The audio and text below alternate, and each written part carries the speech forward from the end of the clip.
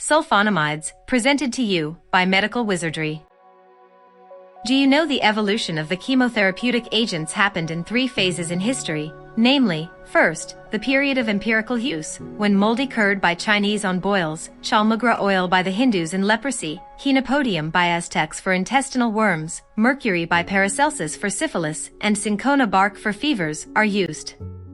This was succeeded by Ehrlich's phase of dyes and organometallic compounds, when Ehrlich brings forth the idea of selective toxicity of microbes causing the disease using chemical compounds, and coined the term chemotherapy. He developed arsenicals for treating sleeping sickness. Then comes the modern era of chemotherapy, when Domach demonstrated the therapeutic effect of Prontosil, a sulfonamide dye, in pyogenic infection. We are here to learn about the fruit of Domach's work, which is nothing but sulfonamides. Sulfapyridine was the first sulfonamide to be marketed in 1938. When it comes to the chemical structure of the sulfonamides, almost all the sulfonamides are the derivatives of sulfanilamide. The sulfonamidonitrogen in the N1 position is responsible for the chemical property, whereas the free amino group in the para position of N4 is essential for the antibacterial activity. Sulfonamides are bacteriostatic in nature in almost all scenarios with few exceptions. Let us see few members of the sulfonamide class of drugs based on their duration of action. Short-acting sulfonamides, which acts for about 4 to 8 hours, include sulfadiazine. Intermediate-acting sulfonamides, which acts for about 8 to 12 hours, include sulfamethoxazole. Long-acting sulfonamides, which acts for as long as 7 days, include sulfamethopyrazine. There are some sulfonamides that are special members, including silver sulfadiazine, sulfasalazine, mefenide.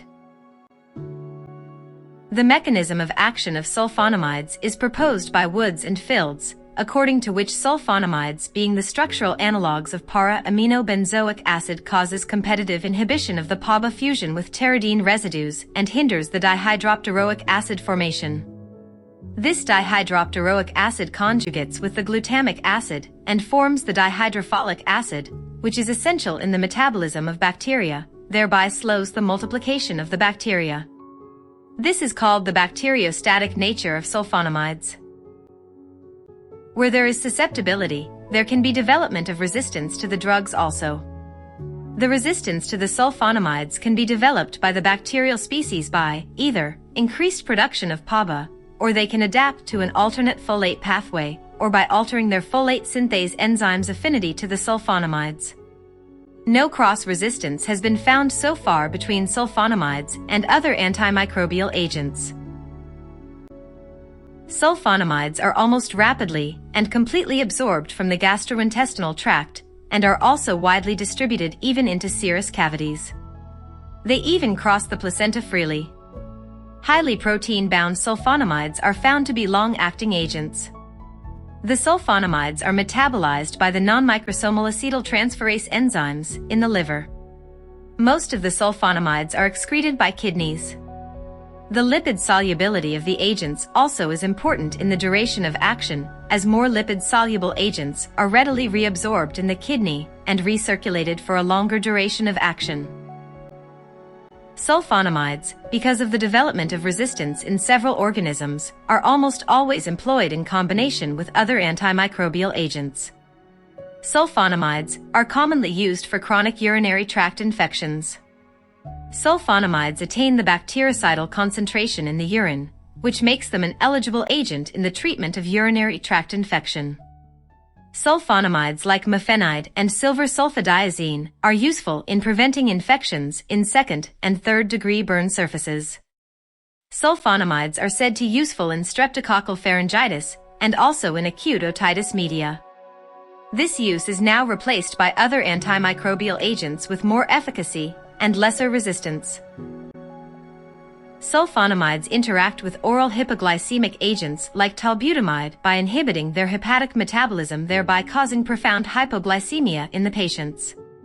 So care should be taken while prescribing sulfonamides to patients on oral hypoglycemic agents.